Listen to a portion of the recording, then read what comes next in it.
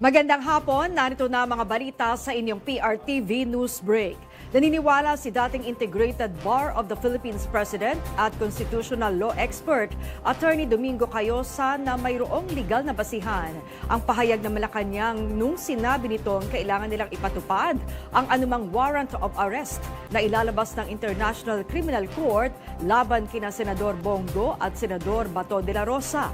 Ang dalawa ay kabilang sa listahan ng co-perpetrators sa madugong war on drugs ni dating Pangulong Rodrigo Duterte. Kabilang sila sa umano'y may kinalaman sa crimes against humanity ng dating Pangulo.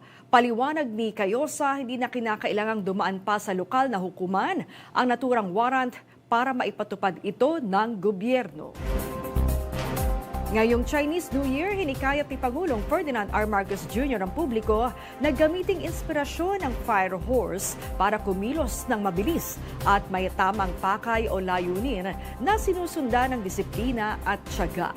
Malaking bagay ang momentum sa pagkilos sa bawat araw, kaya't dapat gamitin ang enerhiyang ito sa mabuti at pagpapaunlad ng sarili ng pamilya at ng bayan.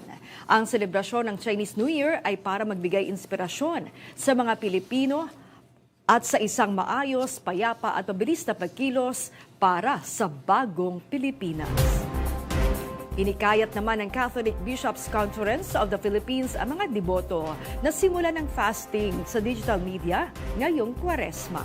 Ayon sa CBCP, imbes na pagkain, ay bawasan naman ng mga deboto ang paggamit sa cellphone, gadgets at social media. Ito ang magsisilbing act of penance para sa mga Katoliko. Inihalimbawa sa digital media fasting ang pag-iwas sa paghawak sa telepono bago matulog, paggising, at sa halip ay mag-focus sa pamilya at mga kasama sa bahay. At yan ang mga balitang nakalap ng inyong PRTV News Break. Live kami sa free-to-air, Beam Channel 31, Signal Channel 31 at sa YouTube. Tumutok din sa aming social media accounts sa Instagram, Facebook at TikTok sa @PRTV Prime Media. Ako po si Maan Macapagal. Magandang hapon.